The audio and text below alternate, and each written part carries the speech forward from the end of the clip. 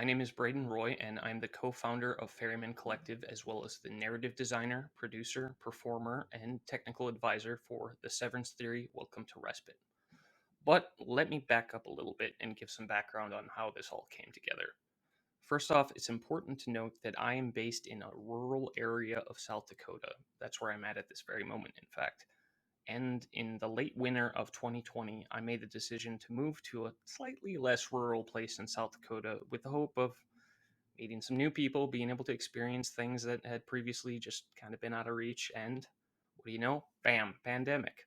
So now I, along with the rest of the planet, am effectively on house arrest with no way to do any of those things. So instead, I lean on VR, a medium that I've been an early adopter of, and I stumble across this game called The Under Presents, and I'm floored. It falls in line and checks off almost all of the boxes on a project which I had previously pitched several years prior and had never really gotten started on.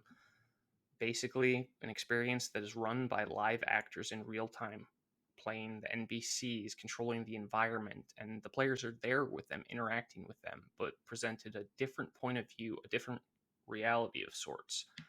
During my time with the community surrounding the Underpresents, I came to know some like minded folks who grew to be great friends over the course of nearly a year. We talked and talked and talked about the possibilities of this medium and format, the different strengths, the weaknesses, and how we could go about creating something like this of our own and pushing it even further. And eventually we just ripped the band aid off and we gave it a shot, putting the pedal to the metal, and we spent a month putting something together for Halloween. A haunt, thematically about the dangers of unchecked progress, and while it was rough, people liked it. They had fun, so we put our heads together and tried again. This time, something a little bit more ambitious that pushed us a little bit harder called Krampusnacht. This ended up being a story which thematically was about dangers of not accepting oneself and how that can cause harm to both the individual and the people around them, despite being a show about a Christmas demon. Krampusnacht actually went on to be a finalist for the Producers Guild of America's Innovation Award, which was quite the honor, but from that point on, we really wanted to push ourselves even further, give ourselves a little bit more time to polish and add further depth. At that time, another co-founder of Ferryman Collective, Deirdre V. Lyons, came to the rest of the team and pitched the idea of adapting an IRL immersive theater piece to VR called The Severance Theory Welcome to Respite. Now, this was an experience where the audience member steps into the forgotten memories of a character named Alex from when they were 7 years old and going home to their parents after a long time with their aunt, and they start experiencing symptoms of dissociative identity disorder for the first time, long before their diagnosis or their parents' understanding of it. Now, this was very exciting to me because, from a personal standpoint, when I was around 7, the same age, I met my Aunt Charlotte for the first time and slowly came to see the effects of DID, something I had no real knowledge of. And this was way back in the 90s, where, particularly in a rural place like South Dakota, there were no resources to learn more and to better understand other than overhearing gossiping adults and watching the sort of drivel that was on daytime TV, or movies like Psycho and Dr. Jekyll and Mr. Hyde, media that, well, grossly misrepresented and even demonized the disorder. But this opportunity would give me an opportunity to utilize the media and format of live VR to not only allow people to be able to better understand and empathize with those with this disorder and hopefully project their own personal experiences on it, but also it's like our other work in so much that it's immersive theater that's available to anyone globally, not just a select few metropolitan areas as it had been previously. So I got to work adapting the existing material to take advantages of the affordances of VR in order to make it as impactful as possible, while also doing everything in my power to make sure that we were doing the disorder justice rather than causing further damage to the public's understanding of it. The end result was a very powerful experience for many of our audience members, with many of them being brought to tears and reporting that they felt that they had learned a lot more about themselves during their short time in the show and felt as if a gap had been crossed in understanding those with trauma-based disorders or just neurodiversity in general. And it's only through a fully embodied medium like VR where we're able to make this happen, and not only make it happen, but bring it to a global audience.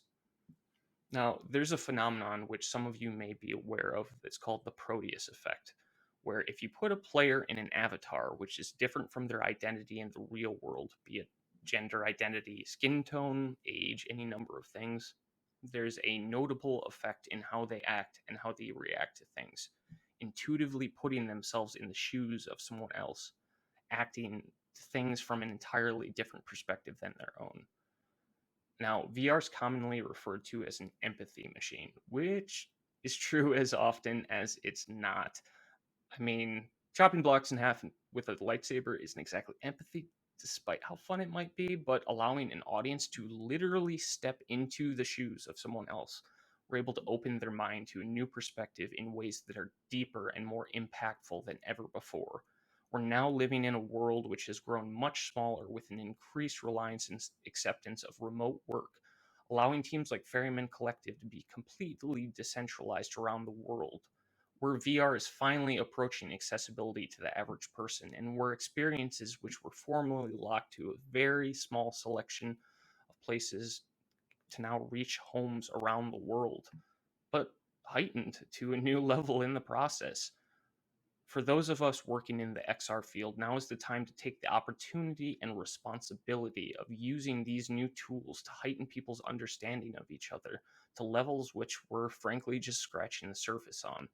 So, let's get to work. Thanks, everyone. Welcome to Respite is a virtual reality adaptation of Coact Productions' award-winning immersive theater show, The Severance Theory, Welcome to Respite, that took place in August of 2019 in Silver Lake, California.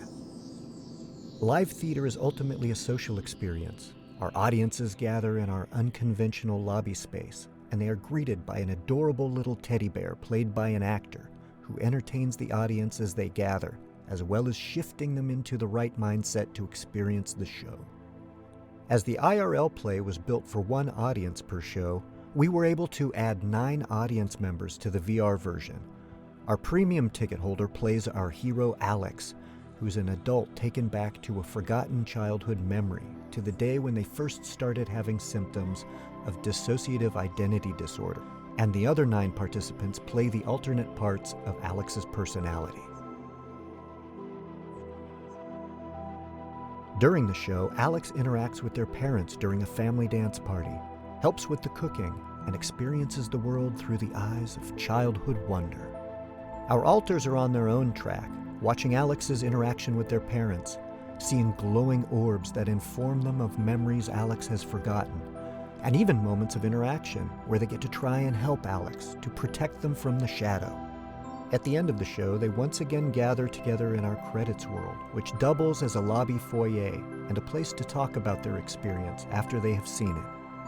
We use the social VR platform VR Chat to host our show on, and we've created a hierarchy which gives a tiered system of permissions to different people within the world.